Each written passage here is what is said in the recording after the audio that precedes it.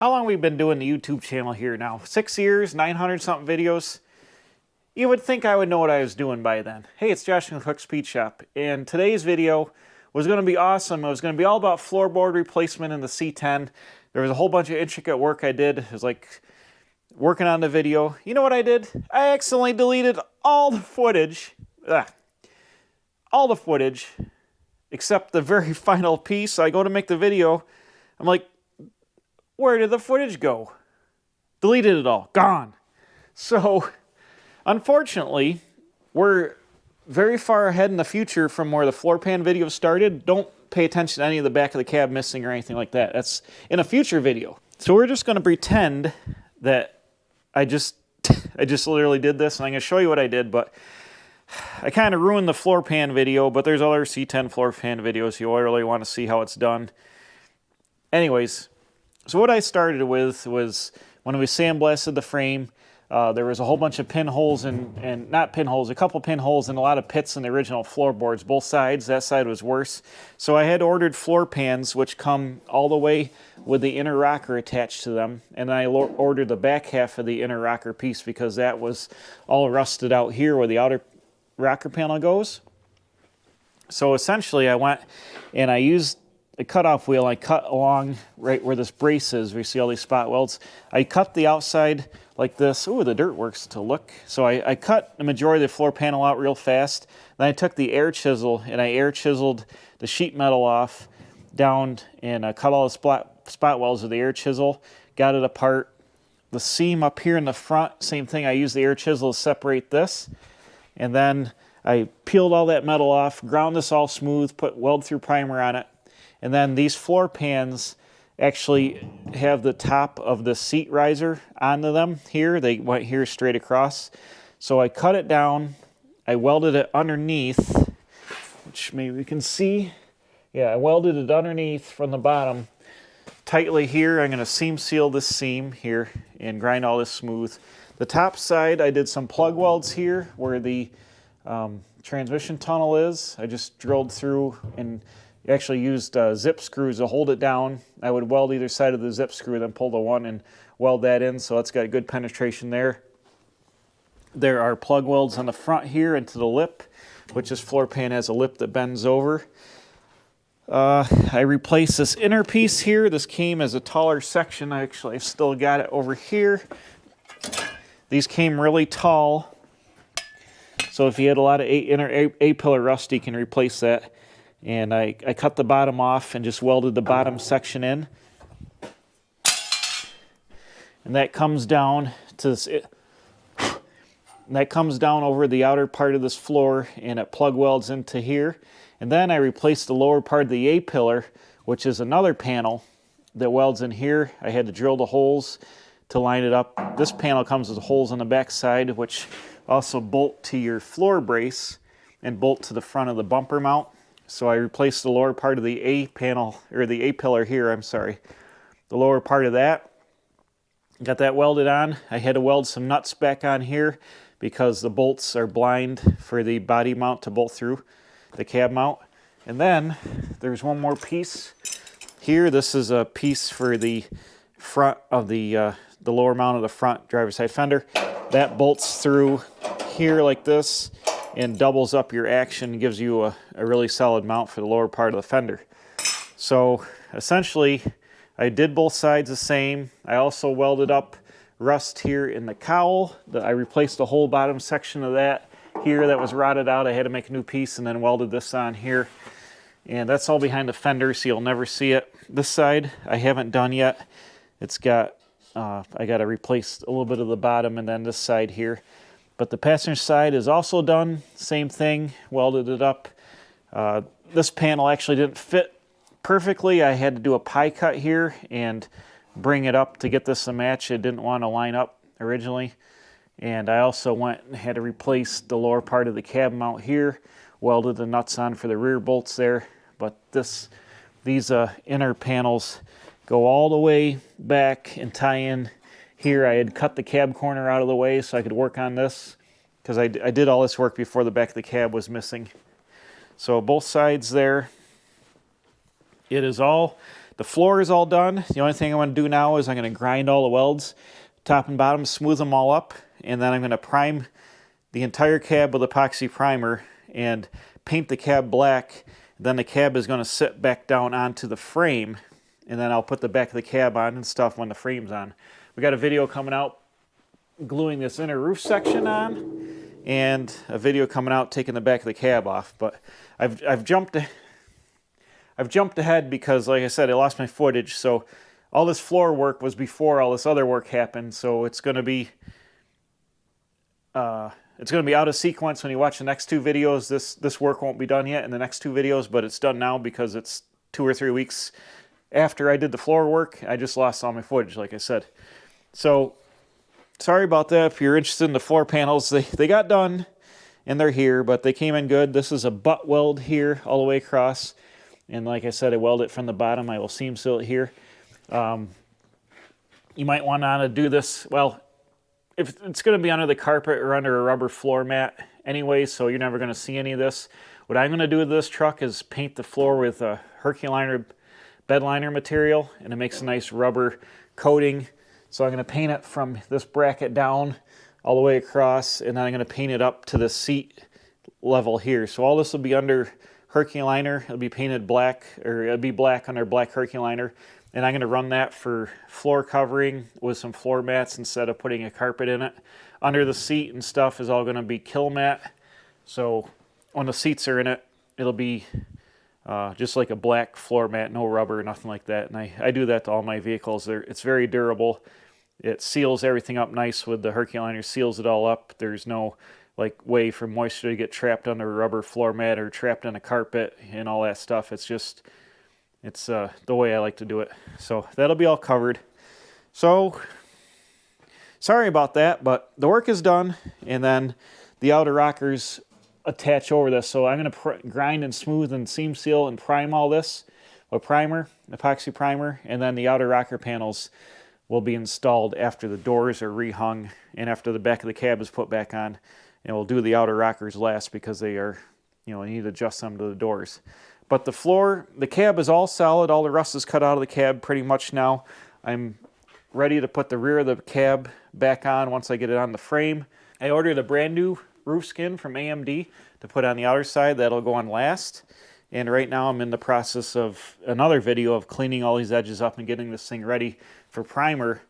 And once I smooth all these, like I said, I'm going to epoxy primer the entire cab and then roll the chassis in here and get this thing back on the chassis with brand new body mounts, square it all up and get it all ready to go, and then hang the back of the cab, hang the roof, hang the doors, and put the outer rockers on. And essentially all the sheet metal work will be done on the cab. Okay, let me give you some updates here. Coming around here, like I said, I bought a new roof skin from AMD. And I also took the advantage of having the truck freight shipping rate is the same, I think, pretty much whatever you get shipped truck rate. So I pulled the trigger on some more AMD sheet metal for the Dodge Charger Daytona clone on this GTX chassis. I ended up getting a whole trunk floor, which is up here on the roof, and I got the floor that goes the back half of the floor that kicks up to the trunk floor. I got that floor panel here. So I've been slowly off camera, and I haven't really talked about it, slowly been buying the sheet metal when I could afford to buy it to put this car back together in the spring.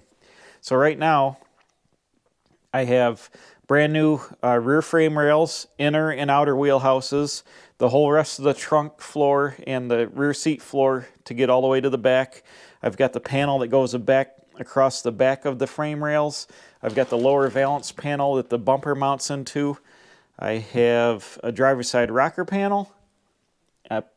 I need to fix the passenger side rocker panel. I think it's got a patch in it here. You see where they doubled it up. And I'm pretty sure this is a brand new piece, but I'm probably going to cut this off and see what it looks like under there and cut the original rocker off because I don't want 2 layers of metal. I'm sure they went over the rust and it'll continue to rust. So I at least want to cut that out and see what's going on. Oh, I also have brand new door pillars. This one, as you can see, is horribly installed. This car was hit on this side. It's also full of body filler. This is an older fix that's got a quarter panel on top of the original quarter panel. So this car was hit at some point back in the day. But when I switched the body to a Charger, the quarter panels are wider on a Charger, so I got brand new door sills from AMD as well. And I also have the trunk drop downs that go into the quarter panels. I have those. So I've almost got, I need the tail pan, the tail light panel to go under the back here. I need that. Then I need doors and quarters and front fenders. So I'm halfway there on my sheet metal journey. This is probably I don't know, probably $3,000 worth of sheet metal sitting in the car right now. This, just like this panel here, was $529. Their frame rails are $500 a piece. The rocker is like $250. This is like almost $400.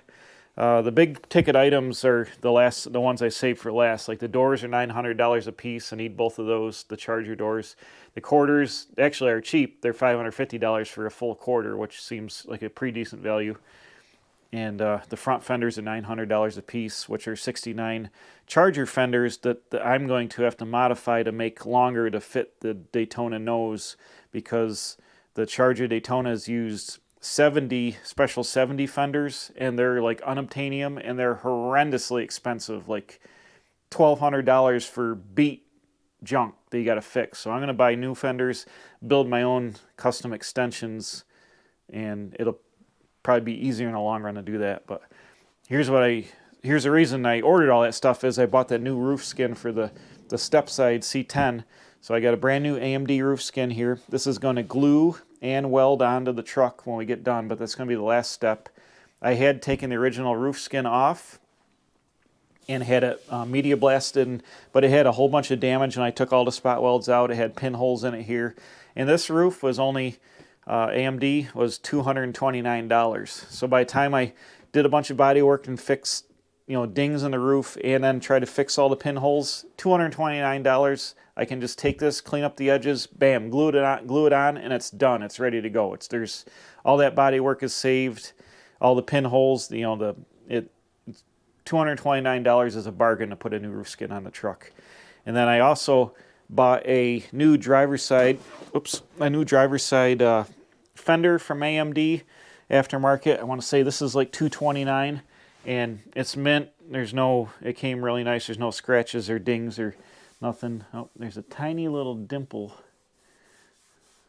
I can almost see in the black. You can barely feel it from the stamping, but it's an AMD fender, so hopefully it's close. I had original fender that I bought from a guy that was supposed to be in nice shape, but I found it had a whole bunch of pinholes in the top of it just starting to come through that I didn't see. Luckily, I only paid like $50 for it, so I could have welded all that one up, but it had trim holes here, it had damage here, it had the trim holes here, which need to get filled anyways and stuff. So I pulled the trigger on a new fender. I've got a new old stock one for the passenger side, so I've got an aftermarket one for the driver's side. So it'll be, this one we can just scuff it and shoot it and put it right on the truck. It looks like it's mint condition. It should fit good. It's AMD, makes quality stuff. So brand new fender.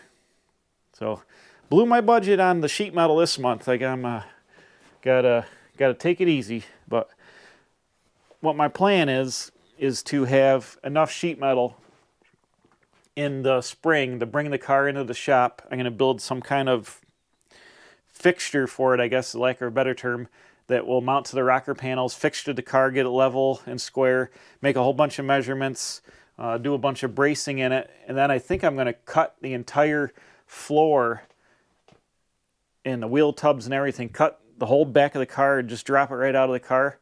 And then I'm going to take that new floor pan and the other floor pan and the frame rails and assemble the whole thing like as a unit and tack it together, slide it up in the car with the wheel tubs and line all that up and try to put it in as a unit. I think that'd be the best thing, but I don't know. I'm still thinking of how I do it. I don't have I know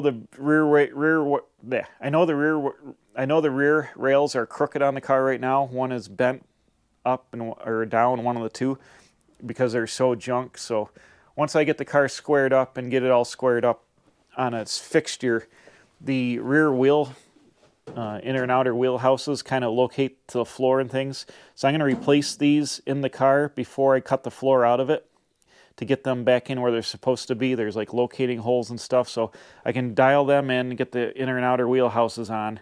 Then I can cut all this out, drop it out of the back of the car, and then use the wheel houses and some other measurements as locations, slide it back in, locate it all. I'll have the quarter panels at the time and the doors, so I will hang the Charger doors, put on the A pillar or the B pillar, the door jambs, to get them going so the doors are lined up, and then I'll be able to hang the quarters and the floor and the tail pan and like put it all together, make sure everything fits, and then burn it together with a welder. Is my plan. Anyways, so that's an update on that. Let's go outside. I'm going to take my Dodge truck, and go get some gas before it starts snowing. You get snow on the roads. I don't want to get salt on it. And I had a flat tire in my van. I'll show you that. Ran over a screw. Brand new tires. I went to the scrapyard the other day with my other truck and my trailer. There's like 1,000 nails on the ground. I ran them all over the truck and trailer. No flat tires in that, but I drive the van one day last week, and I come back here 2 days ago, and it had a slow leak. I found a drywall screw in it. I'll show you that now, and then we'll finish up working on the Dodge. So part one of my fall updates here is I'm getting ready for winter, getting ready to put things away, and I went and I filmed 2 radio shows in Buffalo for the oldie station there. And I took my van the other day. I'll put a link out when that comes out, but I took my van because it was a nice day last week. I come back and the tire is flat, so I had ran over a drywall screw there, so I just had to get my trailer inspected for the year. So I had to take the tire off, take that down, get that plugged. It's holding on good. Last year I stored a van at my buddy Jordan's house in his barn, but it's he's put a floor in there and he's moving his shop in there, so I think I'm just going to store it here in the driveway. The chance of getting mice in it over there is just as easy as getting mice in it over here, and it's not really going to hurt it to sit out in the snow and the weather, I guess. So I'm getting that ready. I just filled it up with gas. It's ready to go. I'll probably just park right here in the driveway for winter and start it periodically. Keep it going. But my next thing I'm working on is my Dodge. I'm going to have to plow the driveway with this winter. I still haven't rebuilt the plow for it yet. It's maybe snow next week-ish, but it's not super cold yet. So just under here checking things out, checking the oil. I had some oil leaks on these Mickey Thompson valve covers, and I used 1/4-inch stainless steel bolts, which loosened up a little bit. So I just tightened down the valve covers. You can see the oil on there. The breather pukes a little bit. This engine might have to touch a little bit of blow-by. So I'm probably get a breather with a nipple on it and try to suck the oil out that way instead of have it puke all over the valve cover. It leaked a little oil on the intake from the valve covers leaking, but everything else looks good. The radiators are good. So I was climbing under, or actually first what I saw was back here. I don't know if you guys can see it. The top of the bell housing, there's a little puff of like fur or something back there. I'm like, what the heck is that? You can't have a mouse nest in the bell housing already. Like, this truck drives. This truck drives quite a bit. But I climbed under it here to pull the inspection pan off, which usually they're missing, but I put it on because I had it, and look, it literally had a mouse nest. There's a bunch of dried crap there. I pulled a big chunk out. It had a mouse nest on the flywheel, and up in here, I don't know if you guys can see, it's hard. You see that back up in there and over there? It had a mouse nest in it. Up on top where I can't get at it. I can try to pick it out with a piece of wire, but I'm about ready to fire it up and see if anything comes flying out of there. I really don't want to leave it open because, you know, then your flywheel is down in the rain and gets oil and crap all over the clutch and road grime and all that over the flywheel and the clutch and the pressure plate. So I really want to put the cover back on. Oh my God, look at that. You can see dust and goo and remnants and nonsense there. So I don't know why a mouse is like, yeah, let's build it in here. That seems a great spot to get into. But I'm dealing with that. There you can see a little bit of, got one drip of oil on the starter. I kept a couple drips of oil on the starter from the valve cover leaking. I was getting on the exhaust. Oh, great. It's in the starter too, but hopefully I fire it up here. It'll puke some of that out. And I also noticed I lost some of the nuts off my exhaust collector.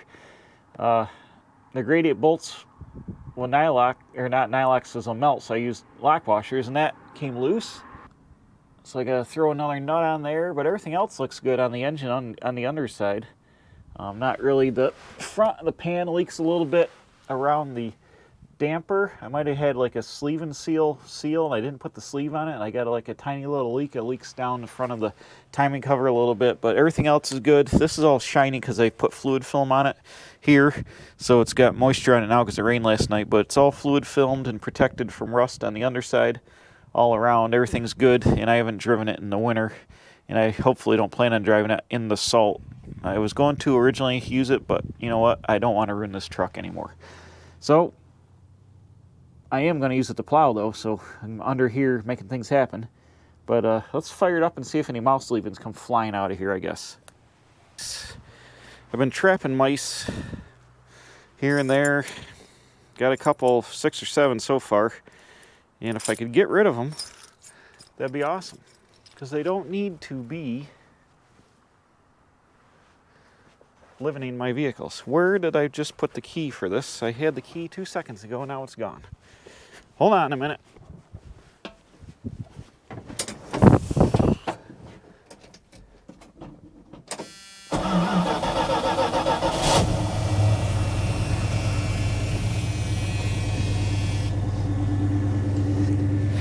Did anything come flying out of there?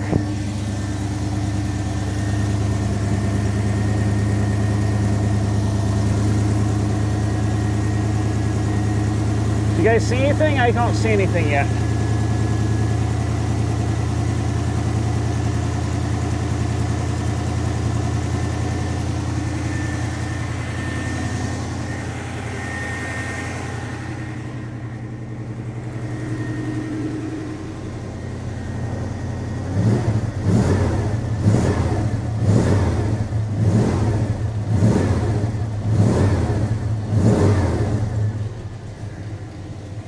All that stuff might be stuck up top where it won't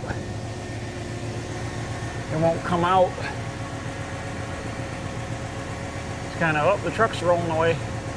It's kind of up there blowing. I don't see any on the ground. Did any come out?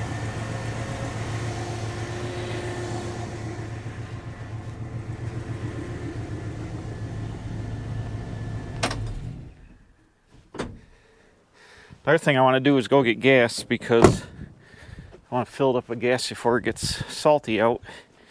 And the gas gauge, I think, is reading way, it goes to E real fast, and either these things get like 1 mile to gallon, or the sending unit is reading off. Where did the transmission go? Oh, it's way up here now. Let me look. No, all that crap is still up there. Dang it. Oh, there's a lot of it. How in the world? Yeah, there's a fully functional mouse colony in there, and a lot of fur and some paper. That's great. Wonderful. If we can get a stiff wire maybe and try to dig this stuff out. You can't have nothing nice. Like, the mice is like, yeah, let's find the most inopportune spot that could wreck everything and build a house right in there. Freaking, I hate mice. They're freaking useless and they wreck everything. I'm going to try to pick stuff out of here with a wire. See how that goes.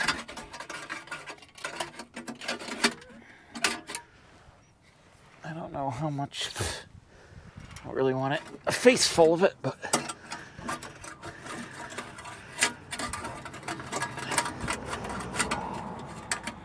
it's hard to. I've got the sheet metal thingamajig there. Oh, there's some. Ah, yuck. Yeah, there. Got the sheet metal plate between the transmission and the pressure plate in place, or flywheel, so hopefully it's not too much. Oh, there's a lot in there. Oh my goodness. It's gross. Oh, this is gross.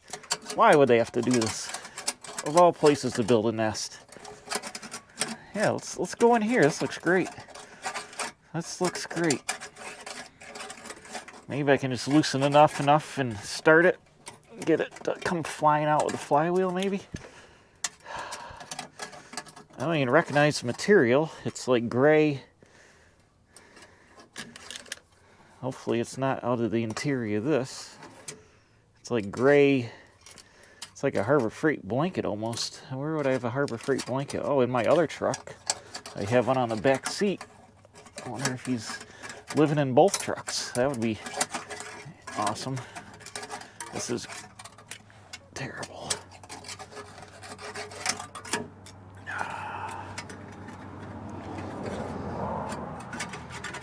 What I don't want it to do is, get soaked in rust or catch on fire back on the back of the engine, start a fire in the back of the engine that I can't get out. That would be wonderful.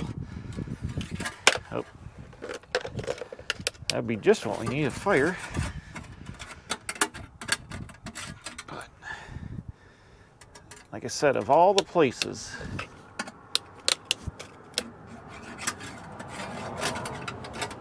I don't know if you guys can really see what I'm doing, but stuff is coming out slowly. Well, here's all the nest I pulled out of there. That's nasty, but that looks like Harbor Freight blanket material, which I have in my green truck here. And I caught a mouse in here. I've been catching them here and there. So, yuck. Did I say it before? I hate mice? I hate mice. So I'm going to leave the cover off here so I can monitor it for temporary while it's sitting out there for a little bit. I'm going to go get some gas filled up for winter because the salt's coming and I don't want to put salt on it. But what a disaster. Why would they have to build their nest on top of the flywheel in the back there? I had a hell of a time getting it out. It took another like 15 minutes. Oh, I got my sweatshirt all dirty. It took like another 15 minutes worth of picking to get all that out of there. Mice are a problem. So that's one task off the list anyways. I took the old Dodge to the gas station, filled her on up, and then there was a catastrophe at the gas station. Almost lost the truck.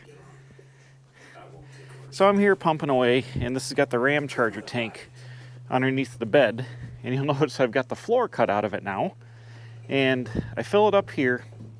The vent I got to redo because it just kind of lays parallel to this, zip tied to this. And when you're filling it up, if you don't listen for the fuel to come up in the filler neck, it will puke out the vent on the ground.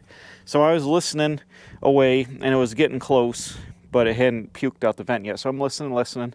All of a sudden, there's like half a gallon of gas on the ground, pouring out of the top of the tank, running down the tank, all over the ground. I'm like, what on earth is going on here? It can't be the vent because the vent doesn't puke anywhere near like that. Now, the gas station, they have new nozzles that are super high flow, and I'm like, maybe, but I had to tell the store person, like, hey, there's like a half a gallon of gas on the ground out there. It'll evaporate here in a minute, but here's what happened. So I got to get to the sending unit, so I cut a board out of the floor.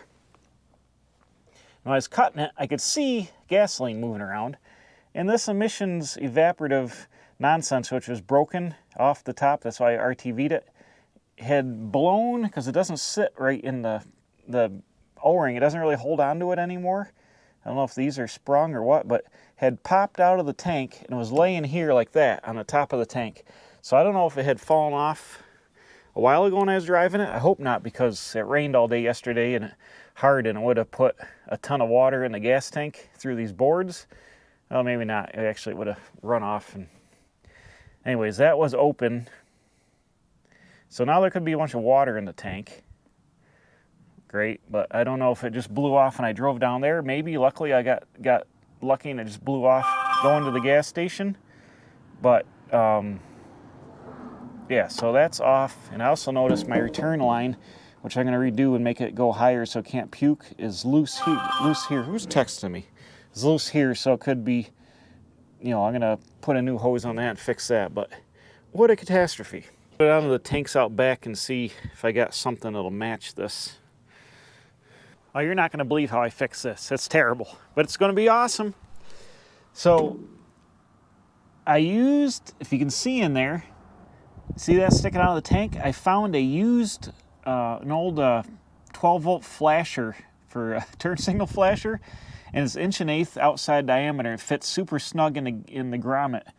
The grommet's new because I'm able to get that. The problem is you can't get these rollover valves. They don't make them, and they're an oddball size. I was all over the forums, and they have a hard time finding them. So that's why I had spooged up that one. But this fits super tight in the grommet, and it pushes the grommet into the tank real tight. Before it was a little bit loose, but everything's tight now. So that guy is sealed in there. It's all aluminum, so it's not going to get eaten by the fuel. I was worried about plastic or, you know, is even eating the RTV. So I've essentially plugged that. This is a fuel vapor fitting that would have gone to like a vapor canister, which this truck doesn't have. And it's also got rollover protection in it, so if you tipped over, it wouldn't vent out the top. So I've essentially plugged that. What I'm going to do, because I have no idea how that blew out of there with the barb fitting. I have no idea how that came out. I'm going to take a piece of strap steel once this, I let this air out and get rid of all the gasoline fumes. And I'm going to take a piece of strap steel that's just going to ride over the top of this and zip screw into the frame here. And it will just be a little bracket on top. I'll probably put a little bit of tape, electrical tape or something, a piece of rubber over top of this so it doesn't rub metal on metal right near the fuel tank. But I'll put a piece of rubber on it, and then I'll screw a piece of strap steel over that to hold that down, so there's no way it will ever blow out of that tank again, because that was an absolute disaster at the filling it up. I'm also going to fix my vent, put a clamp on here, but right now, like I said, it just vents straight over here, like right behind it's zip tied to the fuel filler, and I'm gonna snake it around and use a piece of steel line. I think I'm gonna bring it up inside the stake pocket area so it vents up into here, which I have. Is going to get sealed off, but the fumes can go and roll around in there, and that way the end of the line will be higher than the filler neck, so there's no way it will vent and spill out ever again. Right now it's down here, so when I'm filling up the filler, you know, it can puke out a little bit, which rains down a little bit. I knew I had that issue, but you know, having this pop out was a huge problem because it blew, you know, half a gallon of gas on the ground immediately out of that monster hole. So we fixed that. I'm going to make a bracket that bolts on the bottom of this board here, and I've got a piece of angle iron that holds the back of the board, so I'll be able to drop this board back in and bolt it down. So I'll have a removable panel to get to the filler neck and stuff, like, or the sending unit here, which will be nice to be able to access that, because it's a real pain to take the boards out. But what an absolute disaster that was. All right, well, crisis averted with the Dodge here. That vent could have blown out or whatever. That might be why I'm getting a horrendous fuel economy, is that the combination of that rollover valve might have been puking or loose and puking gas out of the tank while I was driving, and I didn't know it because it's, you know, it'd be just blow out, and then you'd stop and it wouldn't leak because I bet it was puking a ton of gas out of the truck, and that's why I've been having horrendous fuel economy issues with it. And also, I think the Holley carburetor is junk. It's got a huge stumble in it. I bought it used. I kind of wish I hadn't. I've been trying to tune on it. It's got a huge stumble and bog, and especially when it's cold, and I've been playing around with it, and it runs super rich mid-range. I think I'm going to change to a new carburetor in the spring, but I don't have the money to do it right now, so I'm just going to let it ride. For winter, I won't drive the truck hardly at all this winter except to plow. So I'll put that back together, and then I'm going to soldier on with the C10. So sorry about missing all that footage in the beginning, but you know how it is. Things get carried away. I can't be a professional 24 hours a day, 7 days a week. You'll have to, like, my bad. So I'm going to keep working on this guy, and we got to get the chassis in here. Get the primer on it, get the chassis in here, and start putting this truck together, because it's got to go. It's got to get done and get out of here. We got to get it working. All right, we'll see you next time. Bam. Hopefully I won't delete the footage for you guys, and we can get a whole video. We'll see you next time here at the Quick Speed Shop.